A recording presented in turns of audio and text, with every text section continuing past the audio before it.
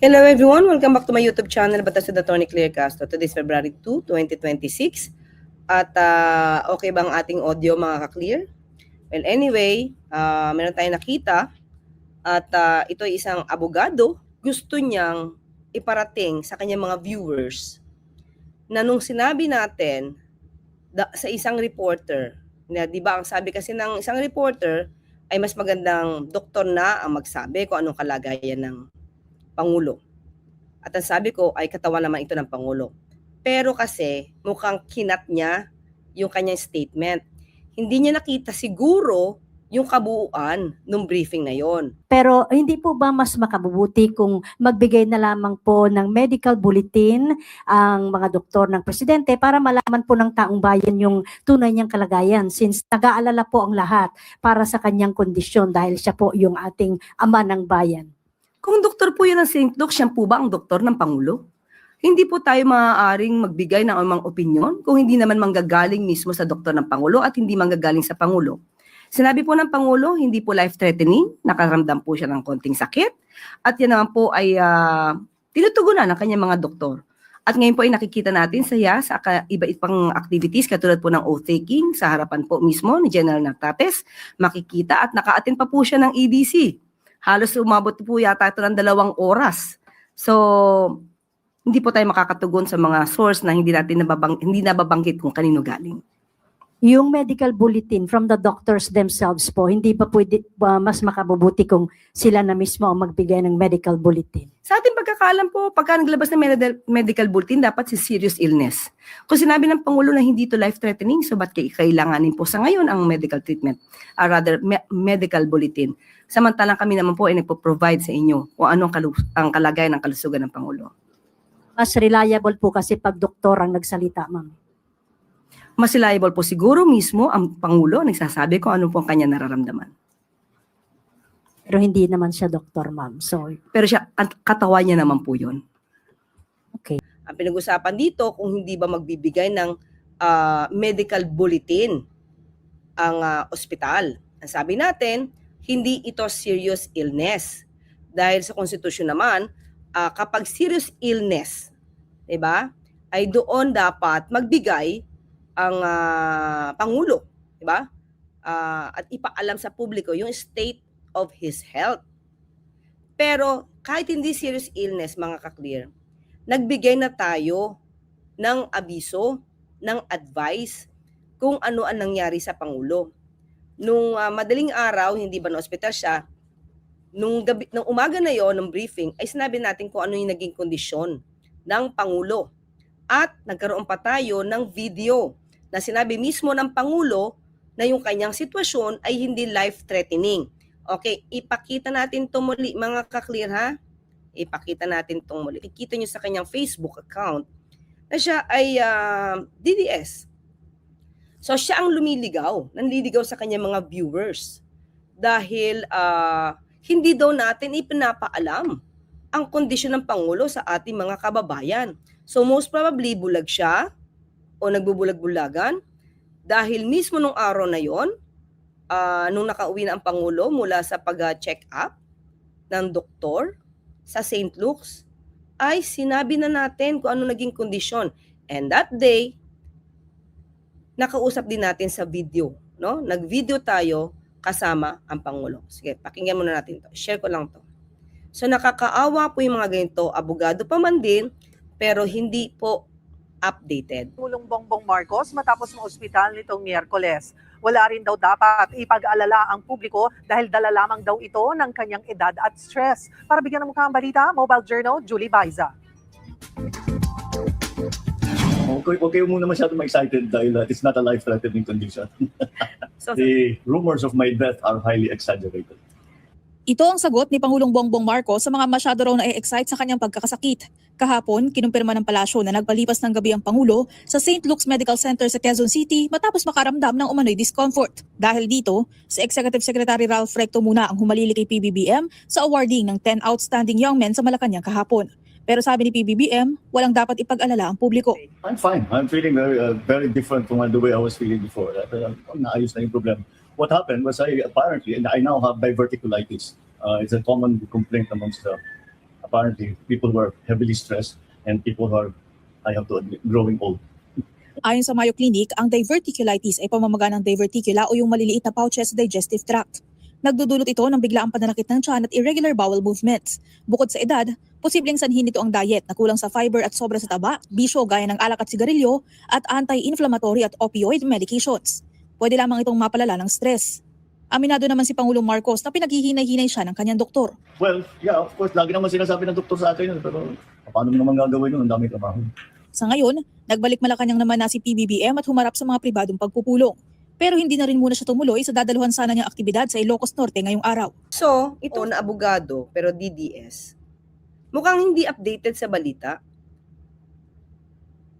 Ang Pangulo mismo nagsabi kung ano yung naramdaman niya. At sinabi ng doktor kailangan niya magpahinga. Pero hindi kaya. At sinabi niya na hindi life-threatening yung kanyang sakit. Yung kanyang naramdaman. Of course, may naging pain. Diverticulitis. Pero that's not life-threatening. So ano sinasabi ni MO na DDS na lawyer? Ang sinabi niya ito, mga kaklir, ha? Ayon daw sa Constitution. Papakita ko, share ko sa inyo. Okay? Ito, Section 11. Whenever the President transmits to the President of the Senate and the Speaker of the House of Representatives his written declaration that he is unable to discharge the powers and duties of his office, and until he transmits to them a written declaration to the contrary, such powers and duties shall be discharged by the Vice President as acting President. Kaya nga siguro ito yung mga DDS na excited na si Vice Presidente na ang umupo bilang Presidente. Kaya ginugulo nila yung issue. Maliwanag na ang Pangulo nagsalita kung ano ang kondisyon niya at ano yung naramdaman niya. So, nandoon ba? Kailangan ba siyang magkaroon ng written declaration that he is unable to discharge the powers and duties of his office? Of course not. So, sinabi kasi nito, na abogado na DDS, sinabi niya na nung sinagot ko daw, na katawan naman ito ng Pangulo. Kasi ang sabi ng isang reporter, na hindi ba mas magandang doktor ang nagsasabi ng kanyang kondisyon? Sabi ko, katawan niya naman yon. At hindi kailangan ng medical bulletin dahil hindi ito serious illness at sinabi na ng Pangulo na hindi life-threatening. So doon niya kinat, wala siyang binanggit tungkol dito. At sinabi niya ngayon na malamang daw na hindi ko alam ang provisions ng Constitution or kaya inililigaw ko ang taong bayan. Sino ba talaga ang nanliligaw sa taong bayan? Unang-una, sino bang gumawa? Hindi ba mga kaalyado nyo ang gumawa ng fake na medical report? Para ipakitang malala ang Pangulo? So, sino ba talaga ang nanliligaw? Abogado pa man din to. Ito dapat yung mga nache-check na monitor ng Supreme Court. Hindi ba? Gagawa ng fake news para satisfy nila yung kanilang mga kaalyado, pero nambubulag na ng katotohanan. Mga ka-clear, okay? So definitely, hindi natin pag-uusapan yung written declaration na kanyang binabanggit dahil wala naman doon sa kondisyon ng Pangulo na sasabing he is unable to discharge the powers and duties of his office. Nakakapag-report pa nga eh. Diba? Nakakapag-meeting. So, ano tong sasabihin ni na lawyer na DDS? Ito pa mga ka-clear. Punta tayo sa Section 12. Section 12, this is article, para hindi kayo maligaw, 7, Executive Department. Kanina binanggit niya, Section 11. Pero hindi niya binanggit ang Section 12. Ang sinasabi niya lang dito, unable to discharge the powers and duties of his office. Wala dyan sa sitwasyon na yan. Si Pangulo Marcos Jr. So, hindi to applicable. So, dito tayo sa Section 12. Ito yung binanggit ko. Nung nagtanong yung reporter na yun. Sabi ko, hindi kailangan na medical bulletin dahil walang serious illness na pinag-uusapan. But, nag-i-inform kami sa publiko kung ano ang estado ng kondisyon ng Pangulo. Diba? So, in case of serious illness of the President, the public shall be informed of the state of his health. Wala pa nga serious illness eh. In-inform na namin eh. 'Di ba? Kung ano yung naging condition niya. So wala ritong paglilihim. So ano sinasabi ni attorney na abogadong DDS? Na kailangan every now and then may medical bulletin na ipapalabas. May serious illness ba? 'Di ba wala? O yan na nasa konstitusyon. Pero every now and then, 'di ba nag-a-update kami kahit kanina. Mga clear. Nakadalawang pakikipagkita na ako kay Pangulo para ma-video siya at makita ng taong bayan kung anong sitwasyon niya. Kanina nagsalita rin siya. 'Di ba? Sa kanyang vlog. So, anong paglilihim dito, MO?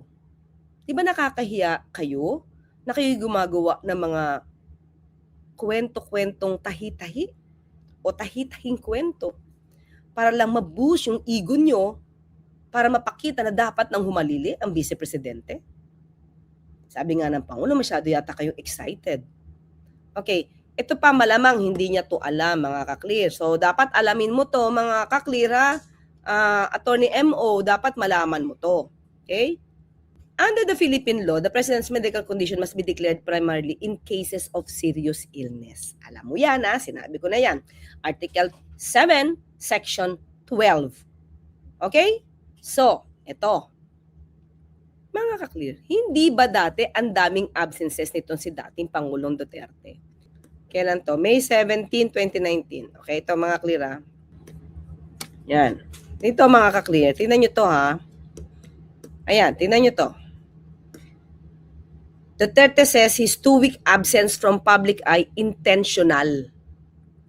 May kinibo ba kayo dito dati? In a pre-recorded address aired last Monday, his first since March 29, the 76-year-old Duterte spewed scathing remarks against those who questioned his whereabouts and insisted that he remains fit to perform his duties as president. Pero 2 weeks na wala. Diba? So, sa ibang mga pagkakataon na siya'y nag-absent, may nagsampa ng kaso. Okay? Kasi napapadalas ang kanyang pag-a-absent. Okay? Di natin alam kung nag-take ba siya ng... so, di natin alam, mga kli, kung nag-take siya ng fentanyl, o at that time ay nagmarijuana siya, na inaamin naman niyang ginagawa niya, dahil siya ay matanda na daw, at sa sobrang trabaho ng pagiging presidente, kailangan niya mag-take ng marijuana. So, may nagsampa ng kaso sa kanya, mga ka-clear. Okay? Ito yung kaso. Sinabi na kailangan niya, kailangan daw niyang i-disclose ang kanyang health records. Attorney MO, baka hindi mo alam tong kasong to, ha? So, dapat malaman mo to para hindi naman nakakahiya yung mga sinasabi mo sa iyong viewers. Okay, dito mga klip, papakita ko sa inyo yung decision ng Supreme Court. Okay? Ang sabi dito, yan. This is De Leon versus Duterte, mga ka-clear. So, MO, basahin mo to. This case involves a petition for mandamus filed by Dino S. De Leon. Ibig sabihin, nire-require ka. No? Kasi pag sinabi natin mandamus, mga ka-clear, it's an extraordinary court order issued by let's say court, no? Issue na Supreme Court commanding, no? Inuutusan yung tao, subject matter ng case, na gumawa ng bagay na mandatory, no?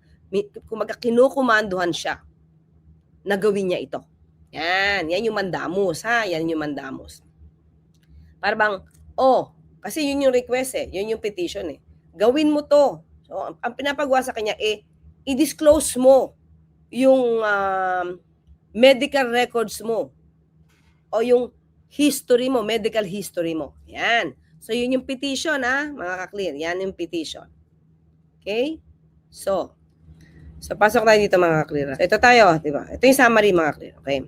This case involves a petition for mandamus filed by Dino S. De Leon against President Rodrigo Roa Duterte and the Office of the President. The petitioner sought to compel the respondents to disclose all medical and psychological examinations results. Yan medical and psychological examination results, health bulletins, and other health records of the President Duterte since he assumed office. The petitioner also asked the court to compel the president to undergo additional medical and psychological examinations and publicly disclose the results. So, may problema daw ang dating Pangulong Duterte, di ba? Medical and psychological examination. Baka nga kasi dahil sabi nagpe-fentanyl siya saka nagmamariwana siya, di ba? The Supreme Court, dismissed the petition outright for lack of merit, ruling that the petitioner failed to establish a prima facie case for mandamus by not showing a clear legal right that was violated by the respondents. Okay, ito mga clear ha. So ayan, dito tayo. Balikan natin yung isa. Dito tayo sa... Dito. Pakikita ko lang kung ano yung mga sakit na binanggit nitong si Attorney Dino De Leon. Okay? Yan. Dito, mga ka-clear, binabanggit niya rito, ayan o, the petitioner alleged that the President has been absent, President Duterte ito from several engagements due to health reasons and also had prolonged absences from public view. Na hindi ganyan na nangyari kay Pangulong Marcos Jr. Gabi dinala, may pain, may discomfort, nakabalik na Malacanang, on that day, in the afternoon, nagtrabaho. At na-interview natin at ibinigay natin ang update. Hindi na sa briefing, kundi pati sa pag-video natin. Sinabi ng Pangulo na ang kanya na-diagnose siya na diverticulitis at hindi life-threatening. Hindi ba nagre-report yon? Di ba? Pero hindi siya serious illness. Yan Ito, several engagement due to health reasons. Ang sabi ni petitioner. Tapos, ito pa. Ang sabi niya, ito pa mga clear na sabing petition na banggit na ang mga illnesses na na-acknowledge naman ng Pangulo ay ang Buerger's disease, Barrett's esophagus, gastroesophageal reflux disease, myasthenia gravis, at together with migraine and spinal issues. Kaya nga mga clear, di ba, hindi daw siya nakaka-attend dahil minamigraine siya sa mga international events, di ba? Are serious illnesses. Yan ang sabi ng petitioner. Serious illnesses to. Kaya dapat daw i-report. Di ba? Dapat i-report. And he also asserts that these illnesses should be considered in addition to the psychological report submitted in the course of the trial court proceedings for declaration of nullity of marriage involving the President. Kasi daw, nung nagpawalang bisa ang kasalang Pangulong Duterte, meron daw report na siya ay psychologically incapacitated. Okay, ito daw yung antisocial and narcissistic personality disorder ang meron ng Pangulo. Yan. Pero, ayan na, binanggit niya na, madalis mag-absent, hindi nakikita, hindi nagre-report. Yan, di ba? At marami pang mga psychological, mga incapacity ang dating Pangulong Duterte. Pero, ang sinight ng Supreme Court ay ito. Sinight din ng petitioner. In case of serious illness of the President, the public shall be informed of the state of his health. So, serious illness. Kaya nga dito nilagay, serious illnesses daw ito. So, hindi lang yung sumakit ang tiyan, at nagkaroon lang ng, nagkaroon ng discomfort. Kailangan may medical bulletin na. Di ba? Sabi ko nga, katawan ng Pangulo yan at nag-report na siya ay okay na, at siya tuloy na tinitignan ng mga doktor, kailangan lang daw niya ng pahinga, pero yung trabaho, pinakita natin sa tao. Ayan. Ano ngayon? Ang sabi, di ba? Ang sabi ng Supreme Court, mga ka-clear, ayan the petition lacks merit. The outright dismissal of the petition is proper since on its face, the petition failed to set forth his material allegation to establish a prima facie case for mandamus. The petitioner fell short of making a prima facie case for mandamus by failing to establish a legal right that was violated by respondents. Diba? So, nasabi pa dito,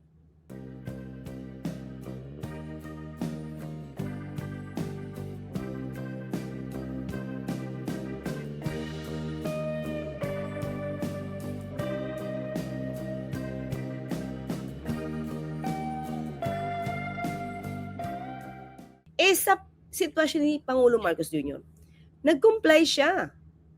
Diba? Every now and then, siya ay nagpakita, siya ay nagsabi kung ano ang kanyang health condition.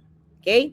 So, petitioner seeks to avail himself of the writ of mandamus but he himself cited, ito na, MO, the deliberations of the Constitutional Commission on Section 12, Article 7. Ano daw sinabi? Nung ginawa itong provision na ito sa para sa ating Constitution sa Section 12, Article 7. Ito ang sabi. So dapat malaman mo to, MO. We are called upon to be more trusting with respect to the office of the President, that they will know what appropriate means to take in order to release this information to the public in satisfaction of the public's rights to know of the presidency. Hindi ba nag-report ang Pangulo? Hindi ba nagpakita na siya ay nagiging okay pero inamin niyang may sumakit sa kanyang parte ng katawan, especially yung kanyang parte sa tiyan dahil sa diverticulitis? Ayan, patuloy tayo. It was also further expressed in the deliberations that the state of health or analysis as to the actual condition of the president should be left to the president and his doctor, and that the burden is left to the office of the president to choose the appropriate means of releasing information to the public. So anong sinasabi ni MO na DDS na abogado? Na hindi daw natin alam ang konstitusyon at nililigaw natin daw ang taong bayan. Maliwanag mismo dito sa Supreme Court decision na mismo ang iyong idolo na si dating Pangulong Duterte na madalas mag-absent ay hindi kinakailangang magbigay ng medical bulletin. Ayan no, maliwanag. Nasa pagpapasya ng Pangulo kung paano niya i-release ang impormasyon sa publiko. Especially, hindi ito serious illness. So, hindi porket kayo'y DDS, ililigaw nyo na yung mga nanonood sa inyo. Kaya yung mga kaalyado nyo tuloy, paniwalang paniwala sa inyong mga fake news. Lagi kayo nagiging source ng fake news. So, wag nyo iligaw. Maliwanag ito. Hanapin mo. MO. Ang De Leon versus Duterte. Yan, no? Maliwanag. So, ayan. Bigay na natin. GR number 252118, May 8, 2020. Dino S. De Leon versus Rodrigo Roa Duterte, President of the Republic of the Philippines and Office of the President, through Salvador C. Medialdea in his capacity as Executive Secretary. Okay, sana ito malaman mo para hindi ka nakapagbibigay ng maling legal opinion.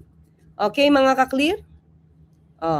Yun lang. Gusto lang natin ipaliwanag kasi niloloko na naman nila yung taong bayan. Itong si MO na sinasabi na nililigaw na natin ang mga taong bayan o kaya hindi natin alam ang sinasabi ng konstitusyon. Maliwanag ang explanation patungkol sa Section 12, Article 7 of the Executive Department. Okay? So, ang Pangulo, unang araw pa lang ng pagkakasakit, nag-report na kami. Nagpakita siya na siya nagtatrabaho at nagkaroon pa tayo ng pag-interview sa kanya at ipinakita sa video at in-explain niya kung ano yung diagnosis. After 2 days, nagpakita muli ang Pangulo, nagtatrabaho, nakita niyo naman, umattend pa sa EDC meeting. So, saan doon yung incapacitated to perform his duties? So, tama ang Pangulo, wag kayo masyadong excited. Nagtatrabaho ang Pangulo. So, ang pilitin nyo ngayon yung iniidolo nyo na magtrabaho din kaysa laging nasa bakasyon. Okay, mga clear, yun lang piniliwanag lang natin kasi baka mabilog na naman ang ulo ng isang DDS na lawyer na MO sa mali niyang opinion. Actually, hindi mali. Mali talaga siya. Hindi lang siya opinion. Kasi may binigay siyang facts. At may sinite pa siyang provision ng Constitution. So, sana sa mga ganito, nakikita ng Supreme Court, yung mga ganitong klaseng mga binibigay na bibigay ng aral, no? Maling aral sa ating mga kababayan. Okay, hanggang dyan lang muna mga clear. Hanggang muli, magkita at magkarinigan tayo. Ako po sa Tony Claire Castro, nagpapaalala, huwag tulugan inyong karapatan. Bye-bye!